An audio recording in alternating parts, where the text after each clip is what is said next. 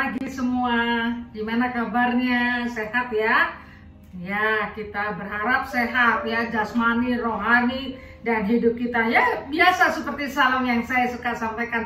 Salam lestari, salam damai sejahtera, salam sehat ya, fisik, rohani, dan sikap kita. Hari ini kita membaca firman Tuhan dari Titus pasal 2 ayat 1 sampai 5. Ayat 5 ayat hafalan kita. Demikian ya. Titus pasal 2 ayat 1 sampai 5. Tetapi engkau beritakanlah apa yang sesuai dengan ajaran yang sehat. Laki-laki yang tua hendaklah hidup sederhana, terhormat, bijaksana, sehat dalam iman, dalam kasih, dan dalam ketekunan. Demikian juga perempuan-perempuan yang tua hendaklah mereka hidup sebagai orang-orang beribadah. Jangan memfitnah, jangan menjadi hamba anggur, tetapi cakap mengajarkan hal-hal yang baik. Dan dengan demikian mendidik perempuan-perempuan muda mengasihi suami dan anak-anaknya. Hidup bijaksana dan suci, rajin mengatur rumah tangga, baik hati dan taat kepada suaminya. Agar, nah ini penting, firman Allah jangan dihujat orang. Saudara yang dikasihi Tuhan, tema kita hari ini beritakanlah ajaran yang sehat. Beritakanlah ajaran yang sehat. Yang sehat tentu setiap hari kita cari dalam kehidupan ini ya. Orang banyak yang olahraga karena apa? Ya takut sakit, apalagi sejak pandemi kita diajar untuk berolahraga itu jangan lupa. Kalau saya ya harus karena ada unsur masalah kesehatan yang harus bergerak gitu ya. Nah, kita mencari kesehatan atau dengan mungkin juga menunjang yaitu dengan minum atau makanan sehat, minum vitamin dan lain sebagainya ya. Saya maju ini karena ini ada vitamin-vitamin yang saya minum setiap hari. Ada teh kesehatan, ada multivitamin, ada obat diabetes saya yang setiap hari harus saya minum ya. Terus ada vitamin D dan seterusnya. Memang bergantian, nggak semuanya, tetapi merupakan penunjang kesehatan karena kita ingin sehat. Kalau kita sehat, kita bisa mengerjakan banyak pekerjaan aktivitas kita dengan baik ya. Oleh karena itu sehat itu penting. Ajaran sehat penting sekali ya. Apakah ajaran iman kita itu sehat? Gampang ya. Hari ini kita nggak bisa melalui renungan singkat ini mengajarkan pokok-pokok iman, tapi yang jelas dampaknya, efeknya itu adalah 1. Baik kepada sesama, 2.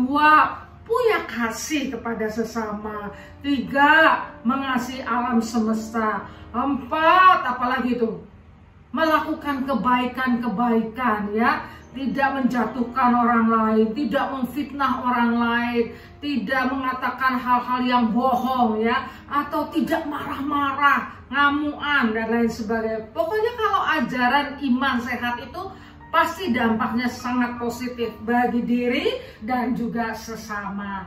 Nah, dari yang dikasihi Tuhan, dalam Titus yang punya latar belakang bahwa Titus itu kan orang Yunani ya, sudah mengikuti ajaran Kristus, tapi dia juga diajak melalui surat pastoral Paulus ini supaya menasehati jemaat mereka punya cara hidup yang baik karena ajaran yang sehat. Supaya ujung-ujungnya apa? Memberitakan bahwa Allah yang mereka sembah itu adalah Allah yang hidup. Jadi ajaran sehat berdampak kepada tingkah laku manusianya dan itu menyatakan kepada orang lain, memberitakan Injil bahwa Tuhan kita hidup.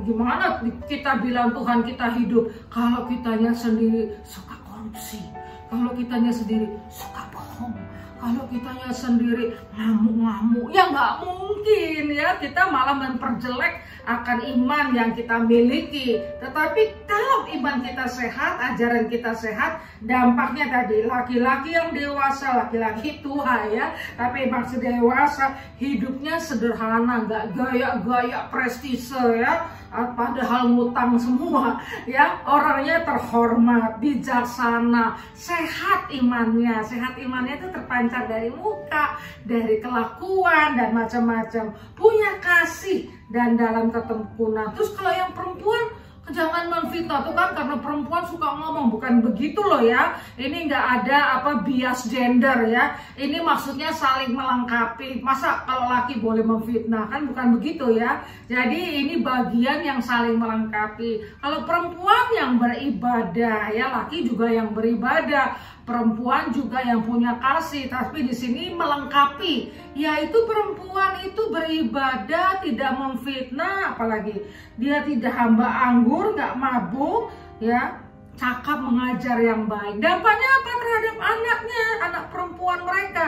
Tentu ini masalah dalam situasi pada saat itu ya. Ada perempuan-perempuan yang tidak punya keharmonisan dengan suami, sehingga perempuan yang dewasa itu mengajarkan perempuan yang muda supaya nanti akhirnya rajin, suci, bijaksana, baik hati, taat kepada suami, dan seterusnya, supaya menunjukkan kesaksian dalam keluarga.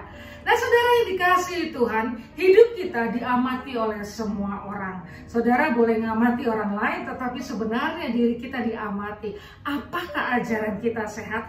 Apakah iman kita itu menarik? Ya nggak menarik kalau kita orangnya marah-marah atau suka memfitnah orang, ya nggak menarik, malah kecian. Tuhan kita tuh dicerca melalui kelakuan kita. Tapi kalau menarik adalah baik hati, rajin, tekun, dia punya iman itu sangat nampak. Wah, orangnya bukan hanya rohani ya, tapi saleh gitu kan. Ada orang bilang ngomongnya rohani tapi kelakuannya siapa yang mau sama dia gitu ya, kelakuannya nggak seperti ngomong rohaninya, bisa jadi ya. Nah, saudara yang dikasih Tuhan, hari ini kita recek, karena kalau kita hidup hati-hati maka kita memberitakan Injil. Kalau kita memberitakan Injil, nama Tuhan dimuliakan. Jangan sampai melalui kelakuan kita firman Tuhan atau Tuhan kita dihujat. Biarlah Tuhan menolong kita memberitakan ajaran yang sehat. Mari kita berdoa. Terima kasih Tuhan karena Engkau mengingatkan kami bahwa hidup kami menunjukkan ajaran iman kami. Jangan sampai kami mempermalukan Engkau. Amin. Tuhan memberkati, selamat aktivitas. Jangan lupa senantiasa sukacita dalam Tuhan.